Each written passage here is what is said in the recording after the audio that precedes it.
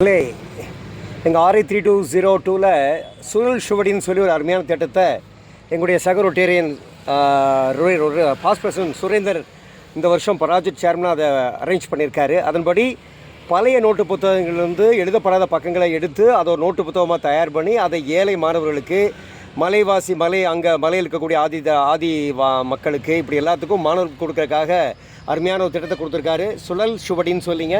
அதற்கான அந்த திட்டத்தில் இன்றைக்கு பூண்டி ரோட்டரி சார்பாக நான் இன்றைக்கு எங்கள் பழைய இரும்பு கடையில் இன்றைக்கு புத்தகங்கள் நிறையா வந்தது. அந்த புத்தகங்கள்லேருந்து எங்களுக்கு தேவையான புத்தகங்கள், இந்த அருமையான திட்டத்துக்கு தேவையான புத்தகங்கள் மட்டுமல்ல, ஒரு லைப்ரரி ஒன்று அமைக்கிறதா திட்டம் பண்ணியிருக்கோம். என்னுடைய பங்களிப்பாக பூண்டி ரோட்டரி சங்கமானது இந்த ஒரு லைப்ரரி ஏழை மாணவர்களுக்கு என் வீட்டில் வைத்து செயல்படக்கூடிய ஒரு லைப்ரரியை நான் இப்போ பணம் வாங்கி பணத்தை செலவு பண்ணி இப்போ இந்த திட்டத்தை அதுக்காகவும் இப்போ புத்தகங்களை கலெக்ட் பண்ணிருக்கேன். அதான் நீங்கள் பார்த்துட்ருக்கீங்க.